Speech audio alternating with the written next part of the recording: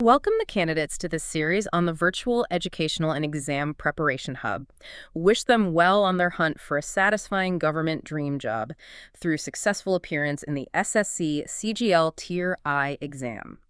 This is a curated model paper for practice for the upcoming SSC CGL Tier I 2026 exam. It is truly fantastic to be here with you all today. I mean, this deep dive is designed to be your ultimate companion, like a smooth, steady masterclass as you prepare for this really rigorous test. Yeah, we're going to walk through this together step by step. We have a massive, exciting mission ahead of us. We really do. We're going to meticulously work our way through a complete model paper containing 100 questions in exact sequence, just as you would see them on the slides or, your exam screen. Right, exactly. And this exam is divided into 4 distinct sections. You've got general intelligence and reasoning, general awareness, quantitative aptitude, and finally, English comprehension. So that's 25 questions in each section, making up a total of 200 possible marks. But here is the critical part, the hook that makes this exam such a thrilling psychological challenge. Oh, the time limit. Yes. You have a strict 60-minute time limit for the entire paper. And the marking scheme gives you +2 marks for every correct answer. And this is huge, it exacts a penalty of minus 0.5 marks for every wrong one. And that negative marking is exactly why we need to talk strategy right from the start. I mean, 60 minutes for 100 questions. That means you have just over 30 seconds per question if you distribute your time equally. Which you shouldn't do. No, absolutely not. The golden rule of this exam is that you should never distribute your time equally. The overarching strategy for managing this 60-minute limit is, well, ruthless, intelligent prioritization. So skipping time sinks. Exactly. Skipping time sinks and banking easy points is absolutely crucial to avoid falling into that negative marking trap. You cannot afford to let your ego take over if a question is stubbornly resisting your efforts. That makes total sense. So today, we want to motivate you to follow through patiently, practice alongside us, and learn the underlying why and how behind every single answer. Because the difference between passing and failing isn't just about what facts you have memorized. It's about how your brain handles traps, pattern recognition, and, the ticking clock. We're going to hack the psychology of this exam together. So grab your notebook, get comfortable, take a deep breath, and let's jump right into Section A, General Intelligence and Reasoning. This covers questions 1 through 25.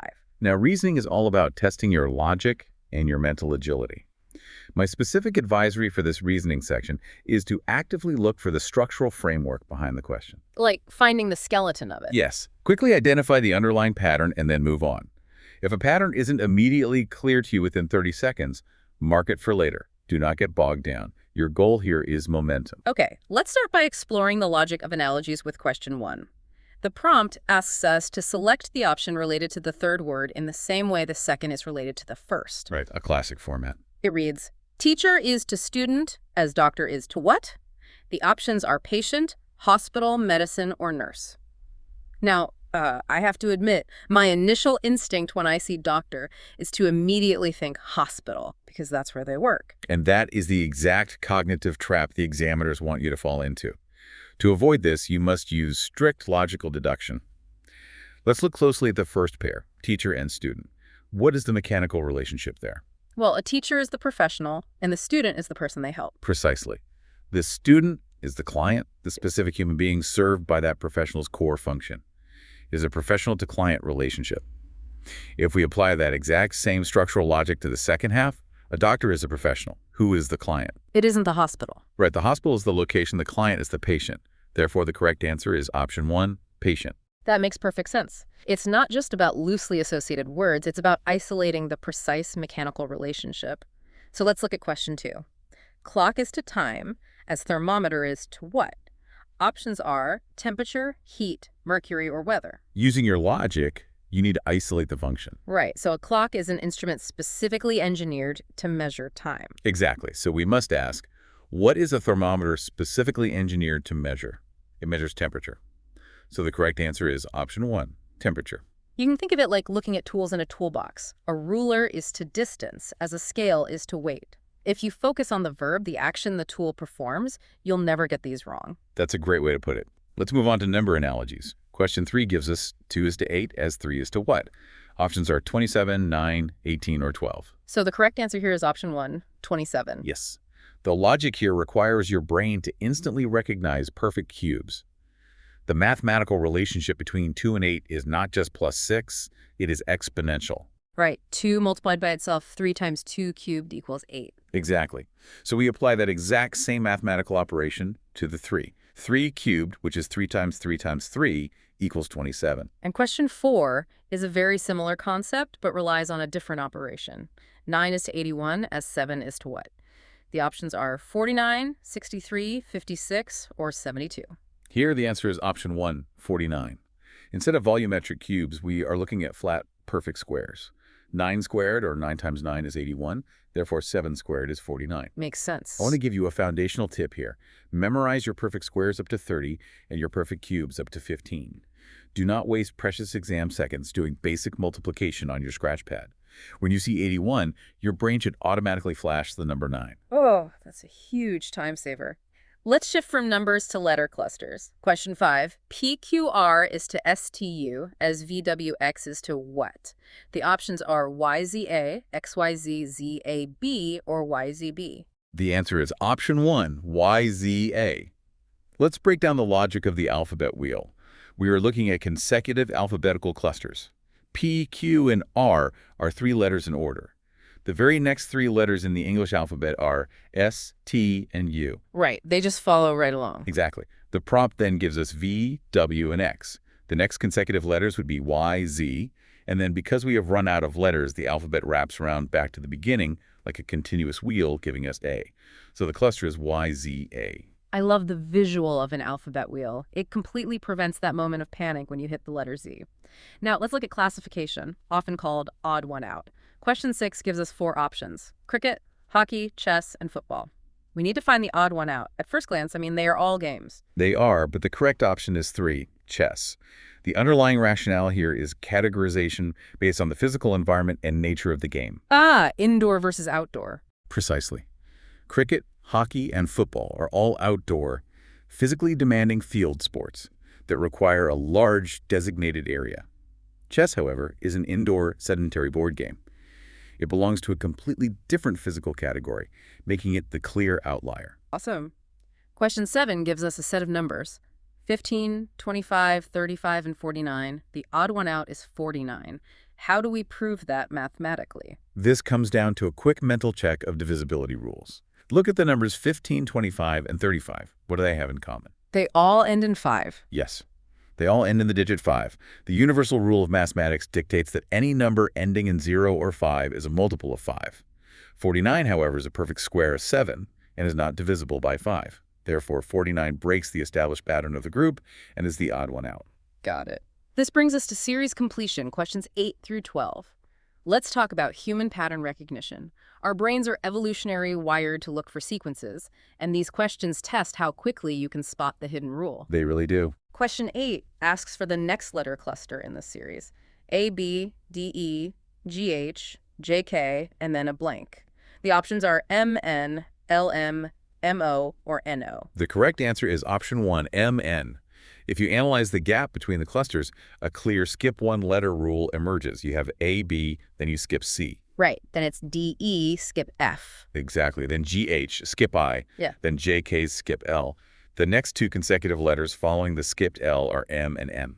Perfect. Question 9 is a number series: 5, 10, 20, 40, blank. The answer is 80. This is a classic simple geometric progression. You can visualize this like folding a piece of paper. Fold it once, you have 2 layers. Fold it again, you have 4. Oh, I see. You're just doubling it. Yes, you're doubling the previous number. 5 times 2 is 10, 10 times 2 is 20, 20 times 2 is 40. The rule is strictly multiply by 2. So 40 times 2 gives us our answer 80. Question 10 is 1, 4, 9, 16, blank. The answer is 25. We talked about the importance of memorizing perfect squares earlier, and this question is the exact reason why. This sequence doesn't have a constant additive difference or a constant multiplier. It's just the squares. Right. It is simply the squares of consecutive natural integers. 1 squared is 1, 2 squared is 4, 3 squared is 9, 4 squared is 16. The next logical step in the sequence must be 5 squared, which is 25. Question 11. 2, 6, 18, 54, blank. The answer is 162. This is another geometric progression, very similar to question 9. But instead of the folding paper doubling effect, We are tripling the value at each step. So 2 times 3 is 6. Yes. 6 times 3 is 18. 18 times 3 is 54. To find the next number, we multiply 54 by 3. 50 times 3 is 150, and 4 times 3 is 12. Add them together, and you get 162. Question 12 looks a bit trickier because it's not a simple multiplier. The series is 10, 20, 35, 55, blank. The answer here is 80. When a series isn't an obvious multiple or square, your fallback strategy must be to analyze the differences between the adjacent numbers. Okay, let's look at the gaps. Right. From 10 to 20 is an increase of 10. From 20 to 35 is an increase of 15. From 35 to 55 is an increase of 20. Look at those gaps. 10, 15, 20. Ah, the amount being added is itself increasing by 5 each time. Exactly. So the next addition must be 20 plus 5, which is 25. We take our last number, 55, and add 25 to it, which equals 80. Now let's crack into coding and decoding. Question 13. In a code language, the word BAT is written as CBU. How is COW written? The answer is DPX. This relies on a forward-shifting code. You have to compare the letters of the original word with the coded word to find the algorithm. B becomes C, which is plus 1 letter. A becomes B, which is plus 1. T becomes U, which is plus 1. So the rule is simply move one step forward in the alphabet. Exactly. Applying this to COWC becomes D, O becomes P, and W becomes X, giving us DPX. Question 14 asks a different type of coding question. If A equals 1, B equals 2, and so on up to Z equals 26, what is the sum of the position values of the letters in the word SUN? The answer is 54. To solve this rapidly, you need to know the numerical position of each letter without reciting the whole alphabet on your fingers. Let's find the values.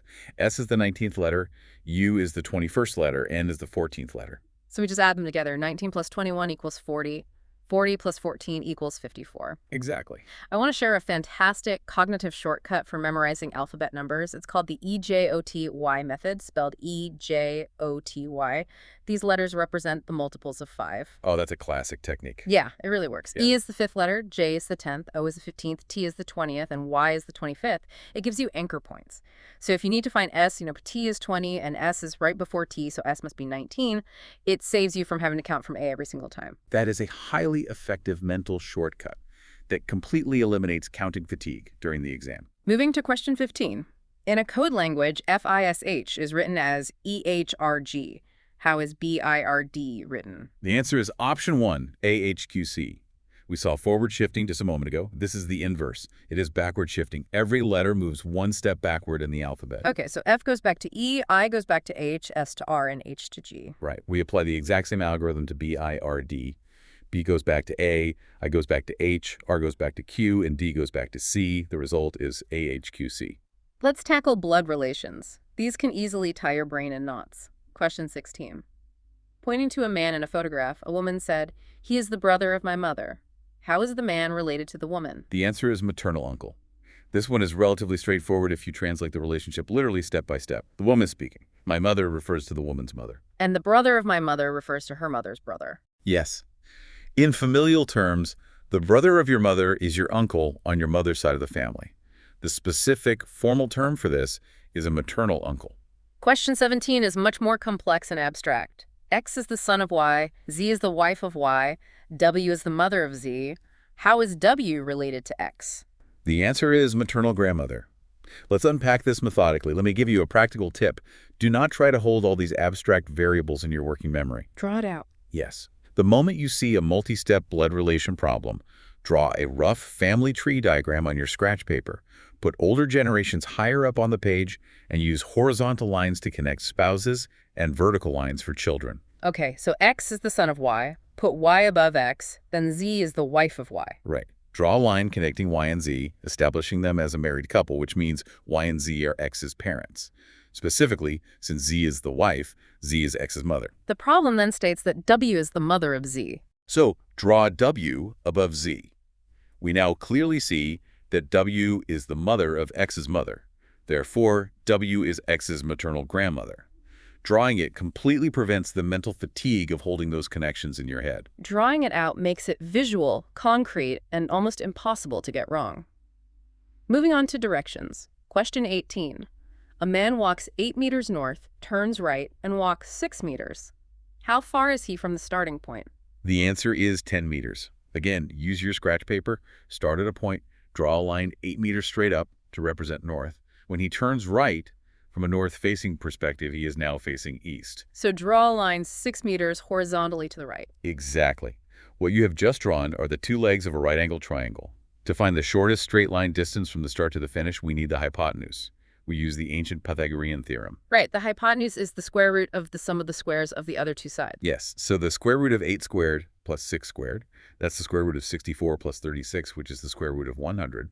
The result is exactly 10 meters. Question 19. A person facing west turns 180 degrees and then turns 90 degrees clockwise. Which direction is the person now facing? The answer is south. The best way to solve this is to visualize a literal compass. You are standing in the center, looking west to your left. A 180-degree turn is a complete about face, a U-turn. So you're facing east now. It doesn't matter if it's clockwise or counterclockwise. 180 degrees puts you looking exactly in the opposite direction, which is east. From east, you must make a 90-degree clockwise turn. Clockwise means turning in the direction the hands of a clock move, which from east is downward towards the bottom of the compass. Exactly. That points you directly south. Now for ranking, this is where a lot of off by one errors occur. Question 20. In a row of 30 students, Ria is 14th from the left. What is her position from the right? The answer is 17th. You cannot just subtract 14 from 30 because you will get 16, which is incorrect. This requires understanding a specific mathematical formula for ranking. Position from right equals 2.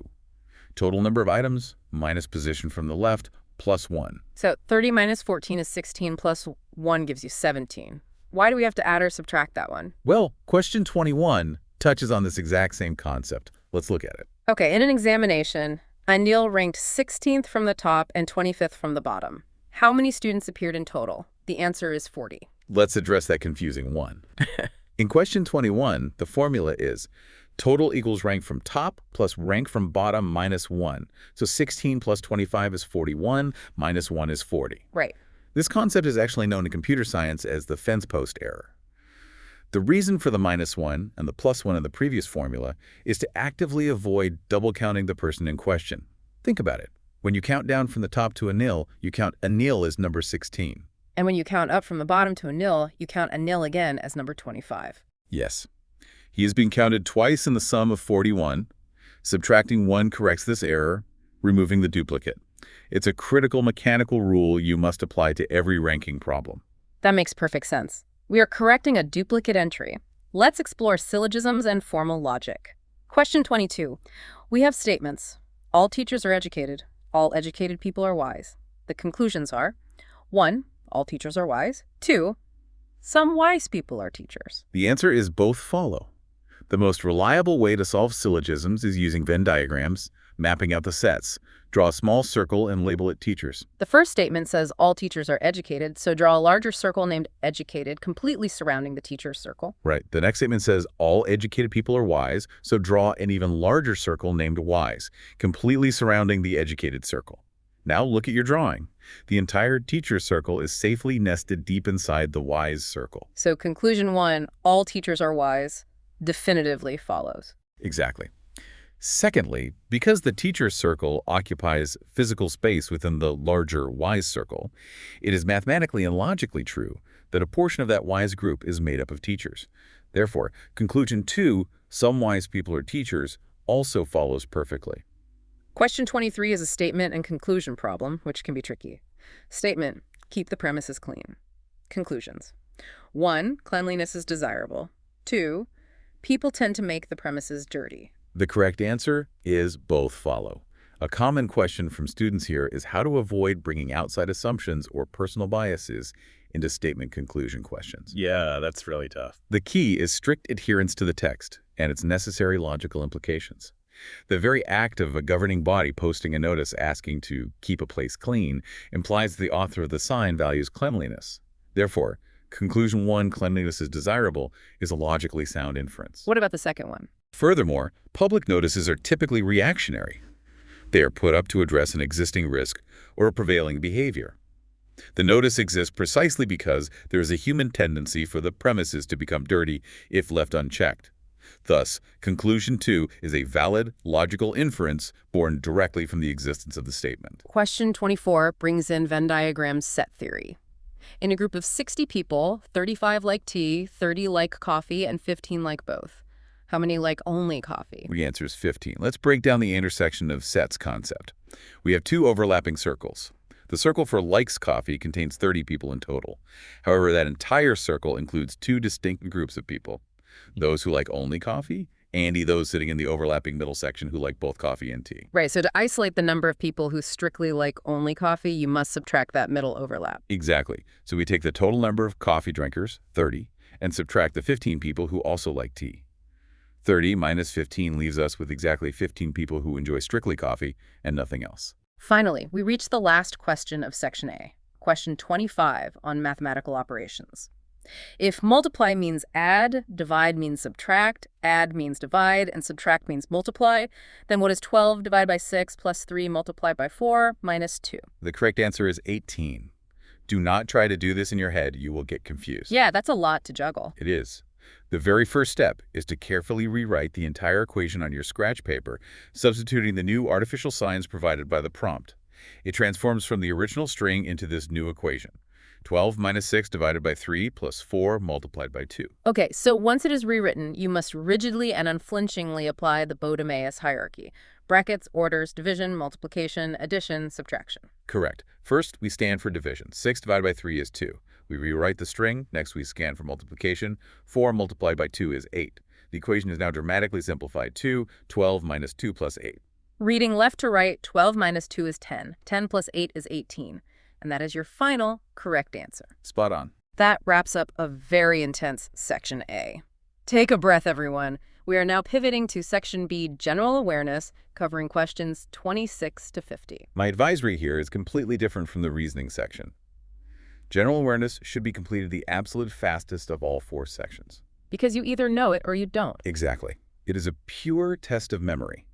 Avoid guessing at all costs to protect your hard-earned score from that harsh minus 0.5 penalty. Read the question, scan the options, click it instantly if you know it, and move on. Let's test that memory. History is up first. Question 26. Who was the first Prime Minister of India? Options are Jawaharlal Nehru, Sardar Vallabhbhai Patel, Lal Bahadur Shastri, or Dr. Rajendra Prasad. The correct answer is option 1, Jawaharlal Nehru. He took office on the momentous day of August 15, 1947, hoisting the national flag above the Red Fort and marking the beginning of independent India's sovereign government, leading the country through its crucial formative years. Question 27. The Indian National Congress was founded in which year? Option 1, 1885. A key historical figure in its formation was a retired British civil servant named A.O. Hume. The Congress initially started as a platform for civic and political dialogue among educated Indians, eventually transforming into the massive political machine that led the Indian independence movement. It is a foundational date for modern Indian history.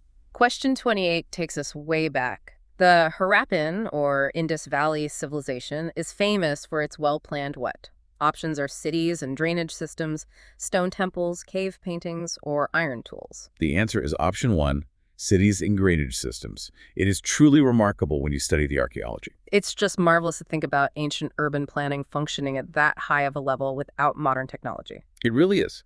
The Harappan urban planning featured strict grid-like street layouts, baked brick houses, and highly advanced covered drainage and sanitation systems that rivaled and in many cases actually exceeded the public health engineering seen in major European cities thousands of years later. Amazing. Question 29. Who was the founder of the Sikh religion? Option 1, Guru Nanak. He was the first of the 10 Sikh gurus. He founded the religion in the Punjab region during the 15th century, an era marked by the broader Bhakti movement, emphasizing equality, community service, and devotion to one universal God. Moving from history to polity. Question 30. Which part of the Indian Constitution deals with the directive principles of state policy? The answer is option 1, part 4. Specifically, this covers Articles 36 through 51. These principles, heavily influenced by the Irish Constitution, are not legally enforceable by courts, but they lay out fundamental moral and social guidelines for the government to follow in order to create a just, equitable welfare society. Question 31. How many members are nominated by the president to the Lok Sabha currently after the 104th Amendment? This is a brilliant question because it tests your up-to-date knowledge. The answer is option 1, none, 0. This highlights how current affairs change static knowledge. Yes. Previously, the president had the power to nominate 2 members from the Anglo-Indian community to ensure they had representation, a relic of post-1947 demographics. However, the 104th Constitutional Amendment Act ended this provision, determining the community was sufficiently integrated. So currently, there are 0 nominated members in the Lok Sabha. Question 32. Who administers the oath of office to the President of India? Option 1, the Chief Justice of India. This is a beautiful example of the separation of powers and checks and balances within the Republic. The head of the judiciary swears in the head of the executive. If the Chief Justice is absent, the duty falls to the senior-most judge of the Supreme Court who is available. Question 33. What is the normal term of office of a member of the Rajya Sabha? Option 1, 6 years. The Rajya Sabha, the upper house of parliament, is a permanent body and is not subject to general dissolution like the Lok Sabha. To maintain this continuous existence, the Constitution dictates that 1/3 of its members retire every 2nd year, ensuring a continuous but steadily rotating membership. Let's travel through the diverse landscape of geography. Question 34. Which is the longest national highway in India? Option 1, NH-44. It is an absolutely massive economic lifeline that spans the entire country vertically, running all the way from Srinagar in the extreme north down to Kanyakumari at the southern tip, connecting vastly different states and cultures. Question 35. On the banks of which river is the city of Varanasi situated? Option 1, the Ganga. Varanasi, also historically known as Kashi or Benares, is one of the world's oldest continually inhabited cities. Its entire spiritual, cultural, and geographic identity is intrinsically tied to the holy river Ganga that flows past its ancient ghats. Question 36. Which is the largest freshwater lake in India? The options are Wooler Lake, Chilika Lake, Dal Lake, or Sambar Lake. The correct answer is option 1, Wooler Lake, which is located in Jammu and Kashmir and fed by the Jhelum River. It's incredibly important to note the distinction the examiner is making here. Oh, because it specifically asks for the largest freshwater lake. Exactly. Option 2, Chilika Lake, is geographically massive, but it is a brackish water coastal lagoon, not a freshwater lake. You must read the qualifying adjectives in the prompt carefully to avoid traps. Question 37. Which is the largest coffee-producing state in India? Option 1, Karnataka. The state's elevated topography, particularly around the western Ghats and regions like Coorg and Chikmagalur, combined with its ideal monsoon climate, makes it perfect for coffee cultivation. It produces the vast majority of the nation's total coffee output. Now for the economy. Question 38. Which is the highest denomination currency note currently issued by the Reserve Bank of India? Option 1, the Rupees 500 note. Following the strategic withdrawal of the 2,000 rupee note from circulation in recent years, the 500 note stands as the highest denomination in regular, everyday public issue. Question 39 asks for the acronym EMBARD. What does it stand for? Option 1, National Bank for Agriculture and Rural Development. This is a critical apex regulatory body in India. Its primary role is to provide and regulate credit and other financial facilities for the promotion and development of agriculture, small-scale industries, cottage and village industries, and rural crafts. It is the engine driving rural economic growth. Question 40. In economics, what does the term inflation refer to? Option 1, a general rise in the price level.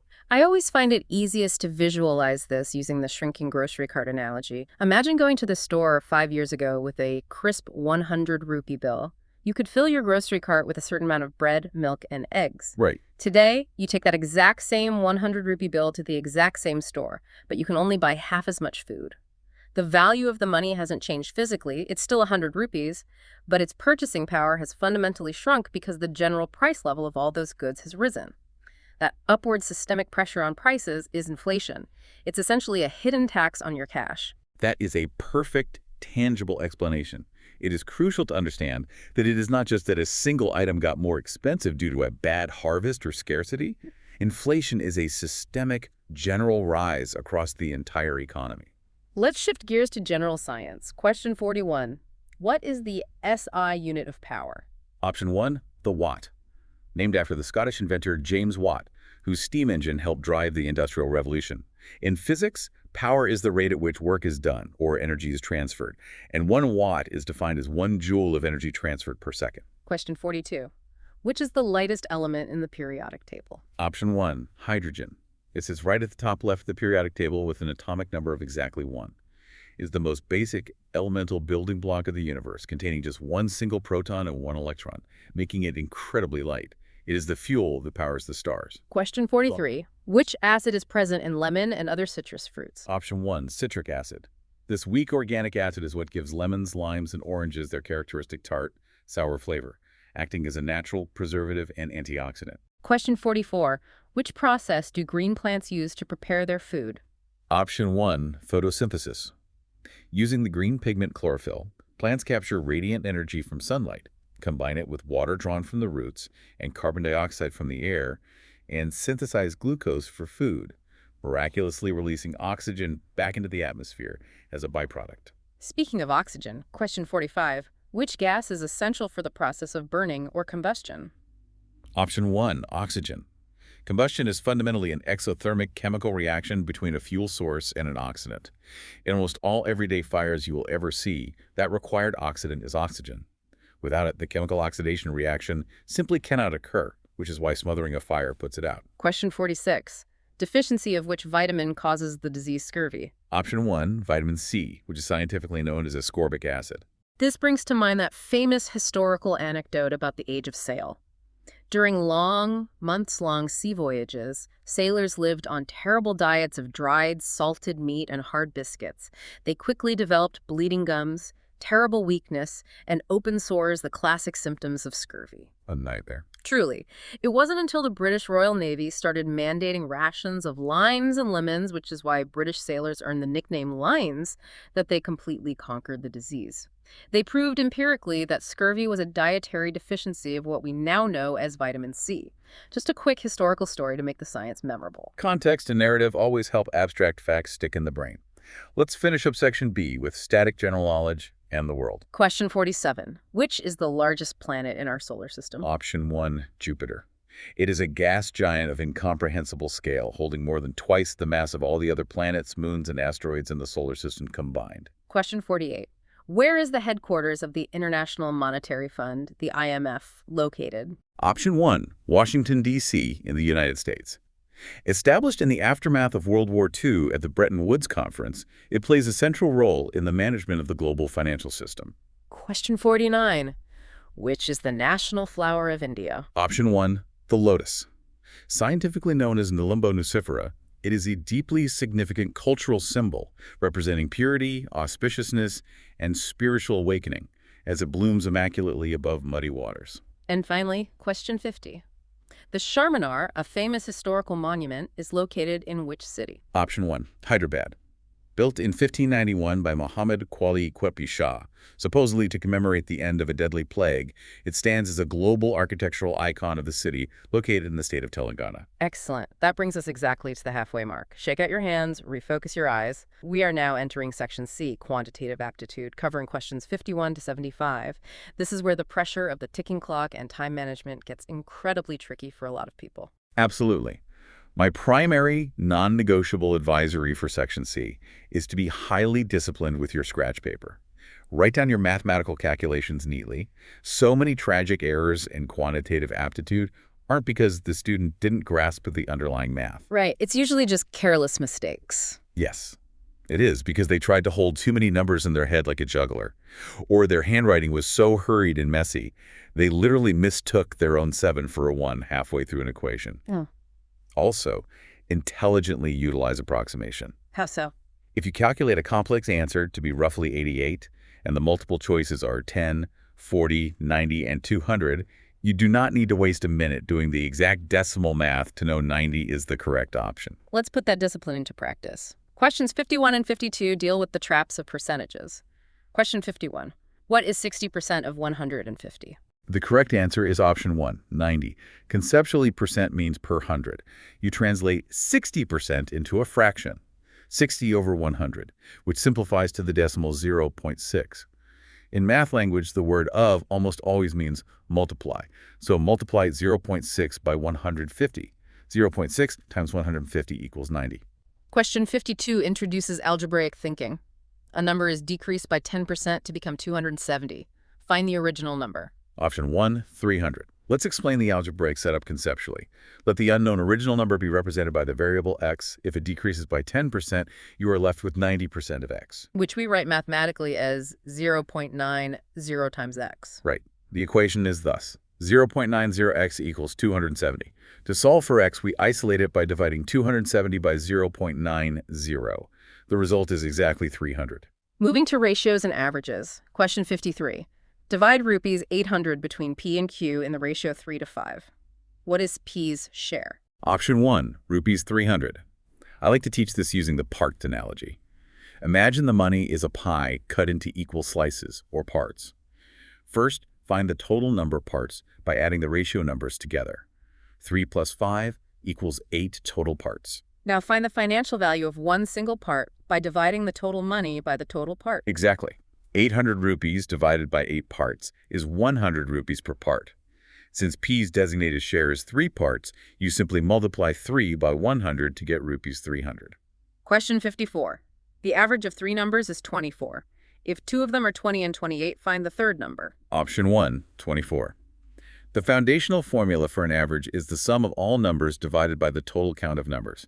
If the average of 3 numbers is 24, the total combined sum of those numbers must be 3 multiplied by 24, which gives us a sum of 72. We already know two of the specific numbers are 20 and 28. Added together, they make 48. To find the missing third number, simply subtract their sum of 48 from the total sum of 72. 72 minus 48 leaves us with 24. Question 55. What is the average of the first 5 odd numbers, which are 1, 3, 5, 7, and 9? The answer is option 1, 5. If you choose to do it the slow manual way, you sum them up. 1 plus 3 is 4, plus 5 is 9, plus 7 is 16, plus 9 is 25. Then you divide that sum of 25 by the count of numbers, which is 5, yielding 5.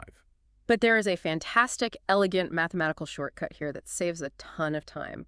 The rule is, the average of the first n odd numbers is always just then. So the average of the first 5 odd numbers is exactly 5. The average of the first 20 odd numbers is 20. The average of the first 100 odd numbers is 100. It's a brilliant time saver to memorize for these exams. That is a highly efficient shortcut that rewards students who understand number properties rather than just brute force arithmetic. Let's look at profit, loss, and discount. Question 56. An article costing rupees 250 is sold at a profit of 20%. Find the selling price. Option 1, rupees 300. First, calculate the absolute profit amount. 20% of 250. 10% of 250 is 25, so 20% is double that, which is 50. Add the calculated profit of 50 to the original cost price of 250, giving a final selling price of 300. Question 57. A man sells an item for rupees 480 at a loss of 20%. Find its cost price. Option 1, rupees 600. Now, let me explicitly warn you against a very common, devastating trap here. Many rushing students will try to calculate 20% of the selling price, the 480, and then add it back on. That sounds tempting, but it's wrong, right? It is mathematically incorrect and will give you the wrong answer. Profit and loss percentages are always calculated on the cost price, the original CP, never the selling price. If you experience a 20% loss, it fundamentally means your final selling price represents exactly 80% of your original cost price. So 0.80 times the cost price equals 480. Therefore, the cost price is 480 divided by 0.80, which correctly equals 600. That distinction between cost price and selling price calculations is crucial. Write it down in bold. Question 58. A shirt marked at rupees 1,200 is sold at a 30% discount. Find the selling price. Option 1, rupees 840. A discount is a straightforward reduction from the stated marked price. 30% of 1,200 is 360. Subtracting that discount amount from the marked price, 1,200 minus 360, leaves you with the final consumer selling price of 840. Now for the mechanics of interest. Question 59. At what rate of simple interest per annum will rupees 1,000 earn rupees 200 in 4 years? Option 1, 5%. Let's break down the foundational simple interest formula. SI equals P times R times T over 100. P is the principal amount, R is the percentage rate, T is the time in years. From the prompt, we know SI is 200, P is 1,000, and T is 4. Plugging these directly into our formula gives us 200 equals 1,000 times R times 4 all over 100. Simplifying the right side, the zeros cancel out, giving us 200 equals 40R.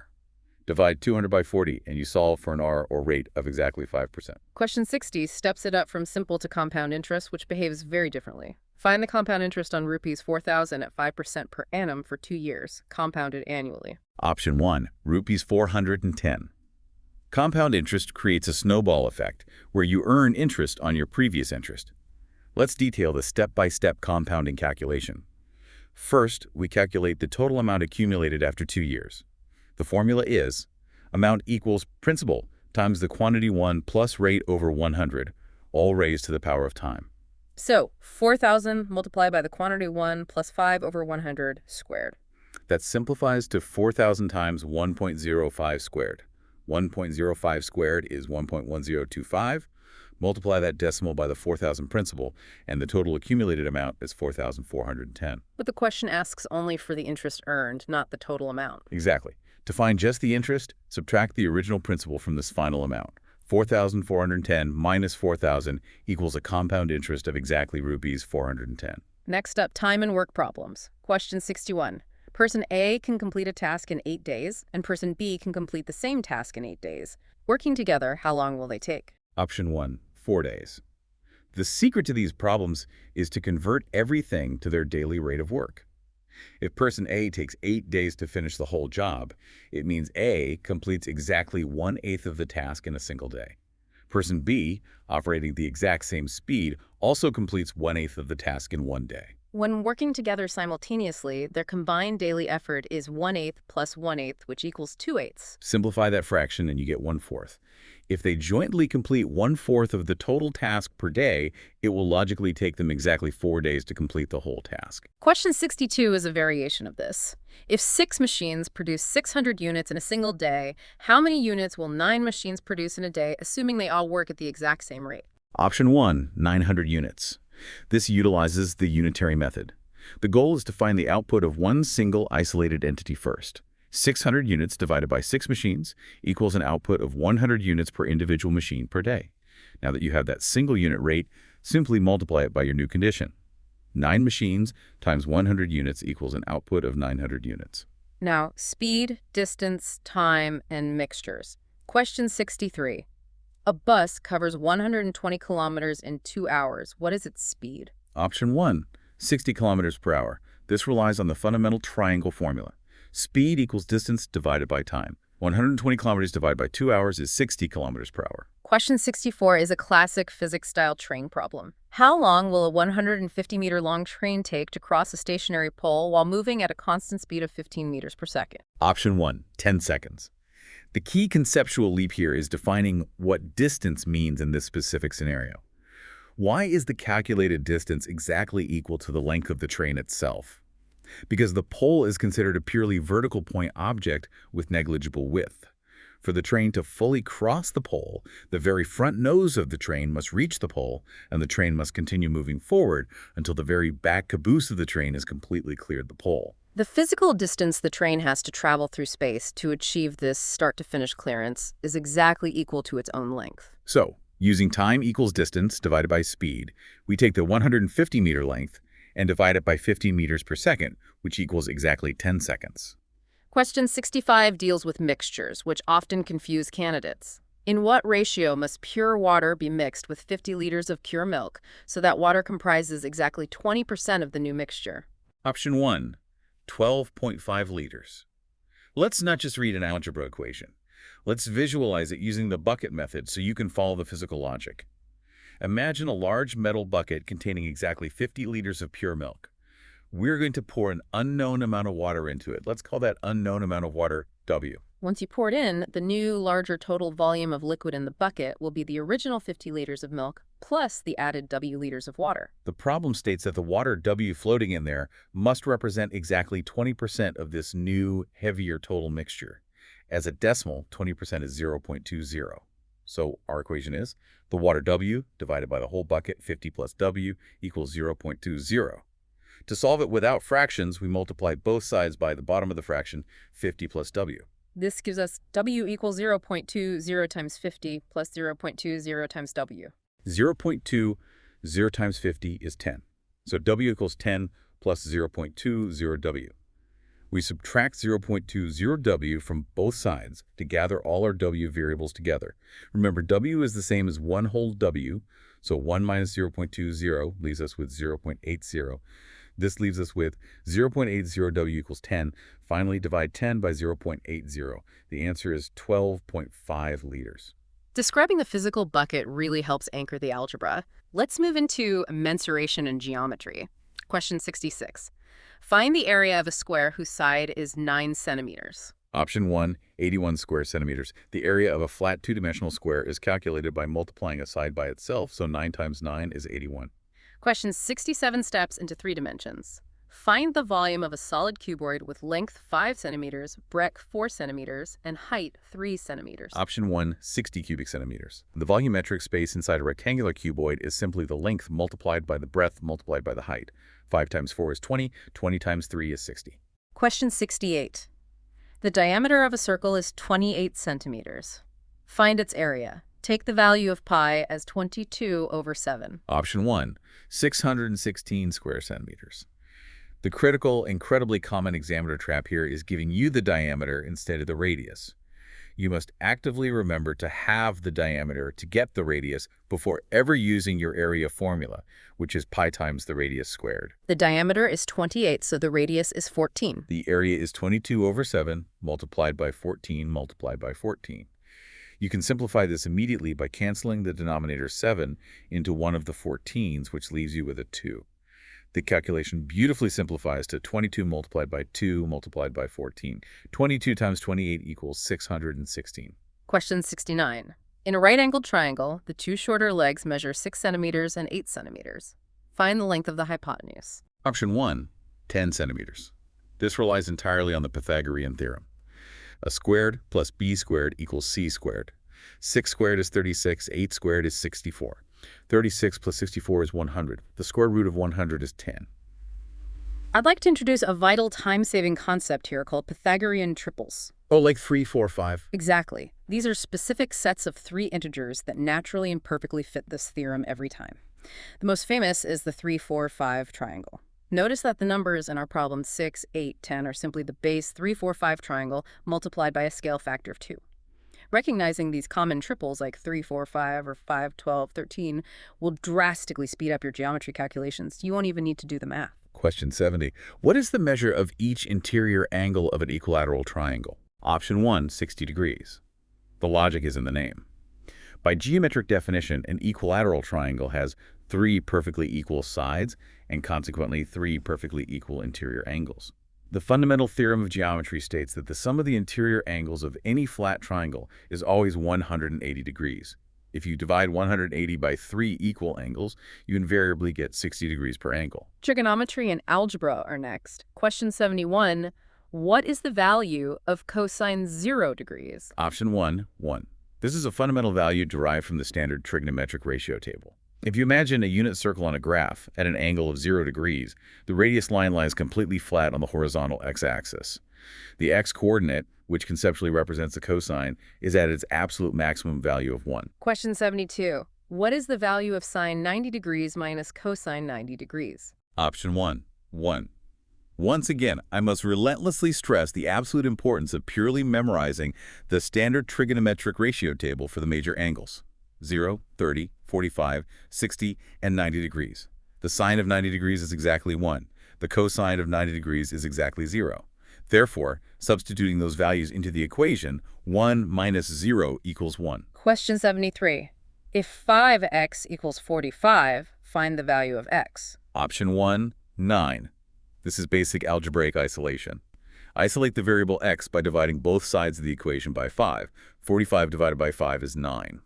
Finally, we hit the number system to close out section C. Question 74. What is the lowest common multiple, or LCM, of 6 and 8? Option 1, 24. The LCM is a concept used everywhere in the real world, like calculating when two spinning gears of different sizes will align again.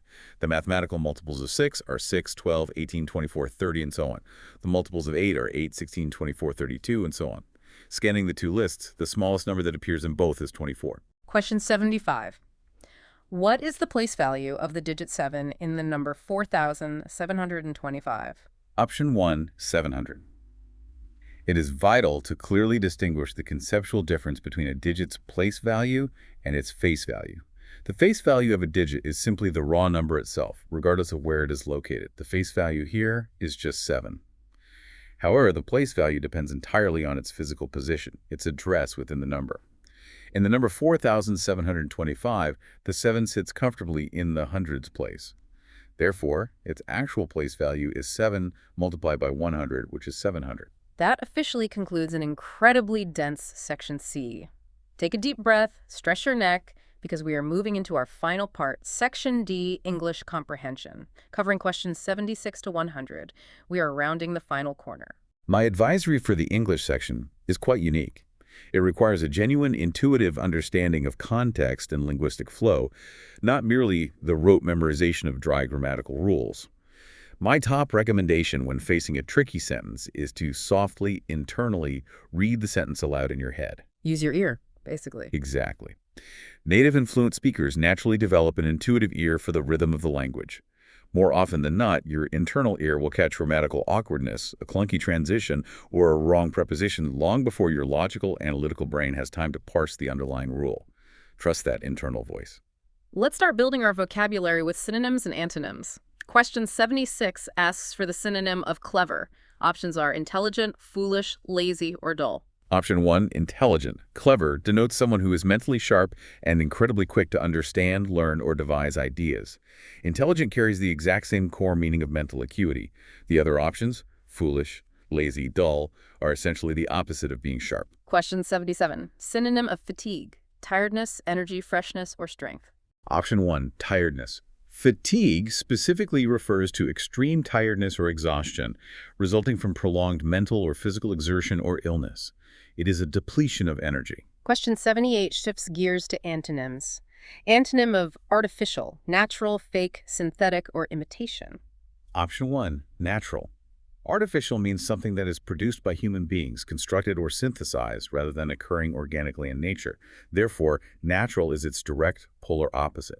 Interestingly, the other three words provided, fake, synthetic, imitation, are actually synonyms for artificial. Question 79. Antonym of increase, decrease, expand, raise, or grow. Option 1, decrease. Increase means to make or become greater in size, amount, or degree. Its opposite is to shrink or decrease. Let me explain a highly effective test-taking strategy here. How to use the process of elimination when you are unsure of an exact definition. Yes, process of elimination is key. If you look at options 2, 3, and 4, expand, raise, grow, they all share a general semantic theme of making something larger or higher.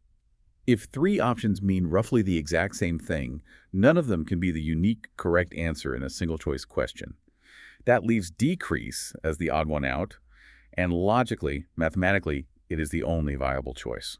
That is a brilliant logic-based test-taking strategy. Let's look at idioms, which can be baffling if you take them literally. Question 80. Burning the midnight oil.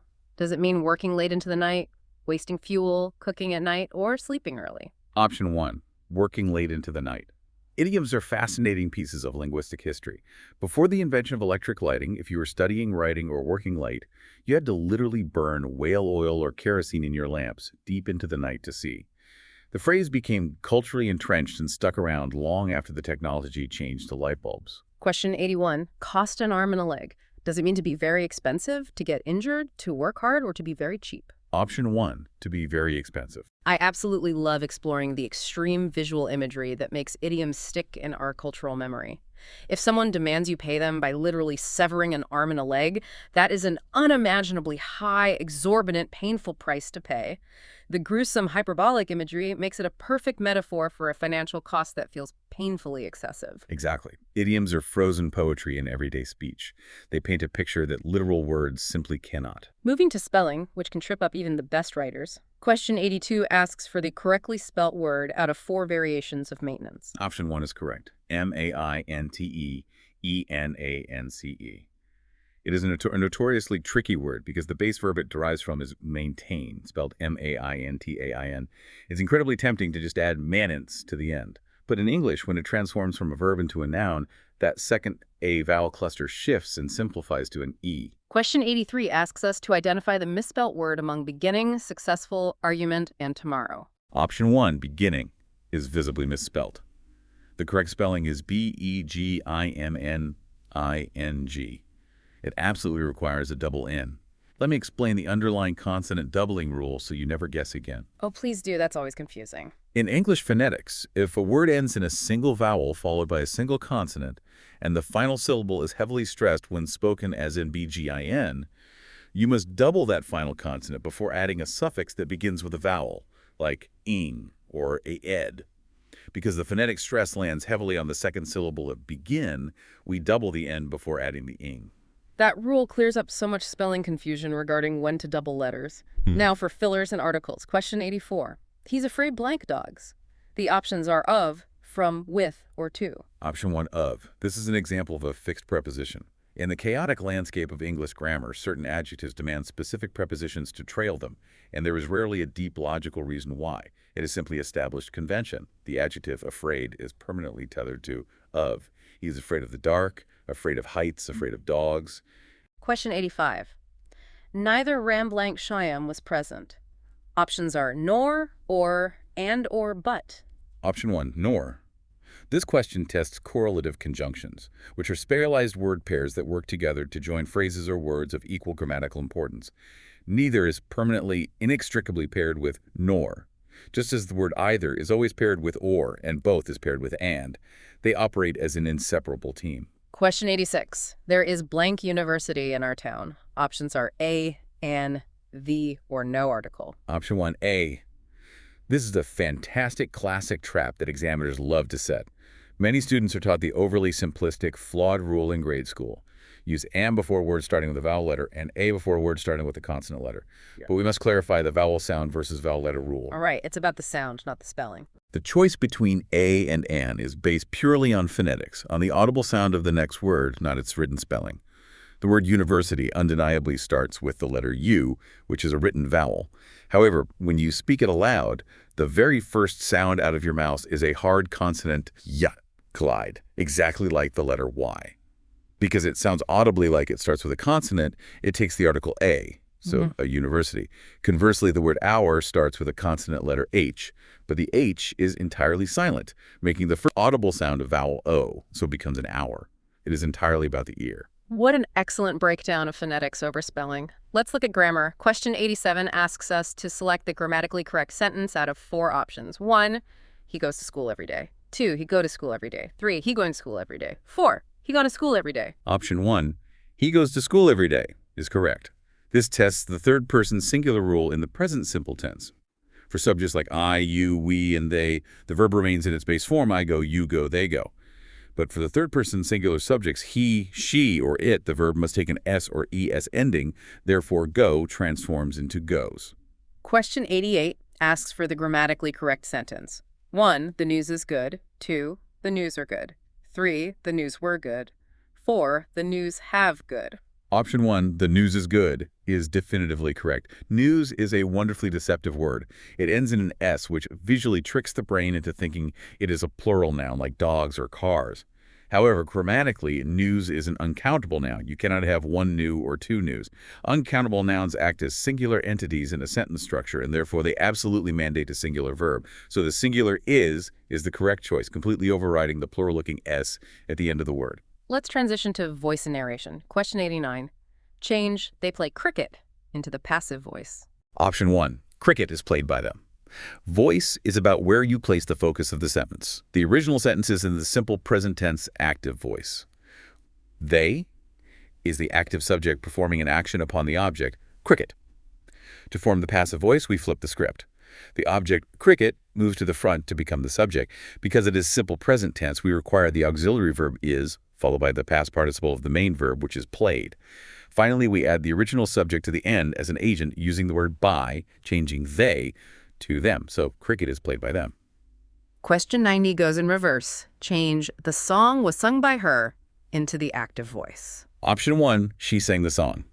The passive sentence uses was sung, which immediately identifies it as the simple passive form. The trailing agent, by her, tells us who is actually doing the action. To make it active, her moves to the front and becomes the subject pronoun she. We then need the active simple past tense of the verb sing, which is sang, and the original subject, the song, moves to the back to become the object. She sang the song. Question 91 deals with indirect speech. Select the correct indirect speech for, she said, I will help you. Option 1, she said that she would help me. When converting direct quotation speech to indirect reported speech, you must look at the reporting verb. If the reporting verb in this case, said, is in the past tense, the tense of the reported statement inside the quotes must physically backshift into the past. Therefore, the modal verb will changes to its past form, would. Or furthermore, the personal pronouns must shift to match the perspective of the person now reporting the event. I becomes she, and you becomes me. Putting it all together, she said that she would help me. Question 92. Select the correct indirect speech for, the teacher said, the earth is round. Option 1, the teacher said that the earth is round. Now wait a minute, didn't we just explicitly say that when the reporting verb said is in the past tense, the reported speech must backshift? We did. However, grammar is full of exceptions, and this is a major one.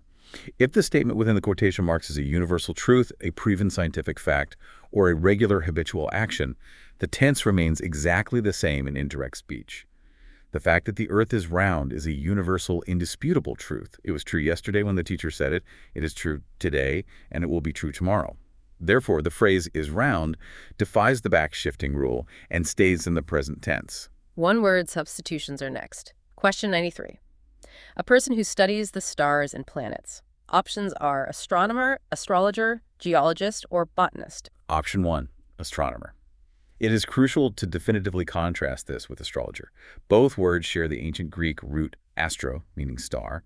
However, an astronomer is a rigorous scientist who uses physics, mathematics, and telescopes to objectively study the mechanics of celestial bodies. While an astrologer is, well, not doing hard science. Exactly. An astrologer is someone who attempts to interpret and predict human affairs based on the perceived positions of those bodies, which is not a hard science. As for the others, a geologist studies the physical rock structure of the earth, and a botanist studies plant biology. Question 94. A government by the people. Options are democracy, monarchy, aristocracy, or anarchy. Option 1, democracy. Let's unpack the Greek roots of the word to secure it in your long-term memory. The word originates from ancient Athens, combining demos, meaning the people, and kratos, meaning power or rule. Literally translated, it means the power of the people. Contrast that with monarchy, which means rule by a single person like a king. Right. Or aristocracy, which is ruled by a wealthy, privileged elite, and anarchy, which represents the complete and total absence of any formal government or authority. Question 95 is sentence improvement. Improve the underlined part. He is junior than me. Options are junior to me, junior than I, more junior than me, or no improvement. Option 1, junior to me. While standard comparative adjectives in English usually take the conjunction than, for example, he is taller than me or faster than me, there is a highly specific class of comparatives derived from Latin that end in IOR that stubbornly break this rule. Words like junior, senior, superior, inferior, and prior always, without exception, take the preposition to instead of than. Question 96 is a parajumble, which tests your logical sequencing. Arrange the sentences to form a meaningful paragraph. We have 4 sentences. P, he switched on the fan. Q, he entered the room. R, the room felt cool at once. S, it was very hot inside. The correct logical order is option 1, QSPR. The primary strategy for unraveling a jumble is to find the opening sentence, the action that initiates the entire sequence of events. He cannot physically switch on the fan, nor can he feel the ambient heat inside until he physically crosses the threshold. Therefore, he entered the room, which is Q, must be the logical starting point. Once he enters, he immediately experiences the environment. It was very hot inside. This discomfort prompts a physical action to fix the problem. He switched on the fan, P. And the direct result of that action is the conclusion of the narrative. The room felt cool at once. The unbroken logical flow of cause and effects solidly locks in the QSPR order. Finally, we arrive at reading comprehension, questions 97 to 100. Let me read the short passage aloud. Honeybees live together in large colonies. They collect nectar from flowers and, in the process, pollinate crops. Protecting bees is therefore vital for farming. Short, sweet, and to the point. My final advisory for you today is that the answers in this level of reading comprehension are purely 100% text-based. I strongly warn you against overthinking or bringing vast outside knowledge into the test. If the text says the sky is neon green, then for the purpose of answering the questions below it, the sky is neon green. You must base every single answer strictly on the words explicitly provided in the paragraph. Question 97. According to the passage, honeybees collect what? Nectar, seeds, leaves, or water? Option 1. Vector. Do not guess based on what you know about bees drinking water. The second sentence explicitly states, verbatim, they collect nectar from flowers. Question 98. Refer to the passage. According to the passage, bees live together in what? Large colonies, small holes, tall trees, or open fields? Option 1. Large colonies. The very first sentence of the text unequivocally declares, honeybees live together in large colonies. Question 99. Refer to the passage. While collecting nectar, bees also what? Pollinate crops, destroy crops, eat leaves, or dig the soil? Option 1. Pollinate crops. The text clearly says they collect nectar and, in the process, pollinate crops. And question 100, the final question of the entire exam. Refer to the passage. According to the passage, protecting bees is vital for what? Farming, mining, fishing, or weaving? Option 1. Farming. The concluding sentence states verbatim, protecting bees is therefore vital for farming. And with that final click, we have sequentially completed all 100 questions. What an incredible, exhaustive journey through the entirety of this model paper. From the logic of reasoning to the depths of history, the rigor of mathematics, and the nuances of English grammar. It really was. I want to leave you with a final thought to ponder as you continue your preparations and practice on your own. We just covered a vast spectrum of human knowledge today. But ask yourself this. What happens when you mentally blend the rigid analytical rigor required to solve Section C's mathematical problems with the fluid linguistic nuance required to master Section D's English comprehension? That's a great question. The true test of a future government official is not merely checking the correct box on a multiple-choice test. The true test is your ability to think across diverse disciplines rapidly, accurately, and under immense pressure. This exam is testing your mental endurance, your pattern recognition, and your adaptability just as much as it is testing your memory. Practice patiently, review your errors, and your speed will naturally follow.